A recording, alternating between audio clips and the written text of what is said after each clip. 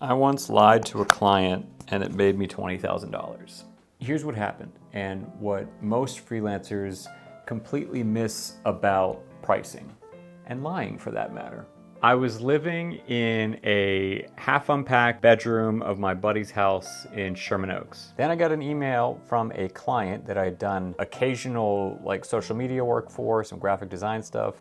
So jumped on the phone and he asked, do you have any experience producing live events? I had never done a live video. Of course, I didn't tell him that.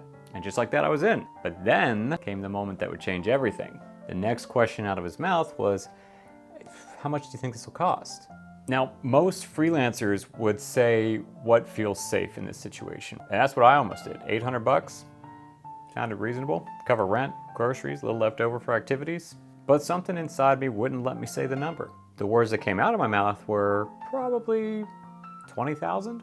And then I just stood there, grinning like an idiot. Like someone who'd either done something incredibly stupid or accidentally brilliant. And what he said changed my life. Next words out of his mouth were, cool.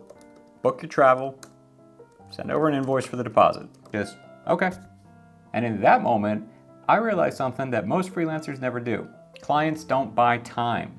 They buy certainty. They buy outcomes. They buy someone who makes problems disappear. And pricing is a big way that you communicate that you're that person to a client. Let me explain how all this happened under the hood.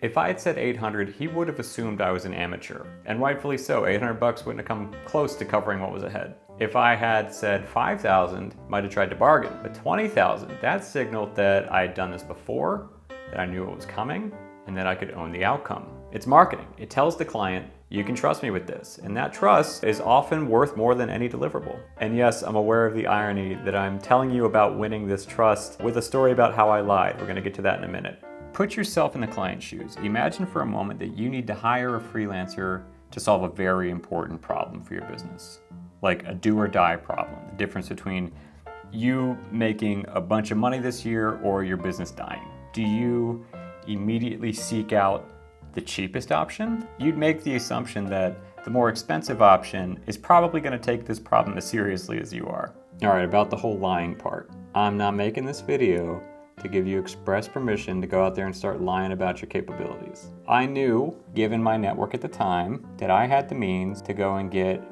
professional answers about how to pull this off. And it was close enough to what I did specialize in, video production, get me even more confident. Every successful freelancer I know has a story like this at the beginning of their career. You need a little bit of that conscientious hustle in you to forge a few of these opportunities.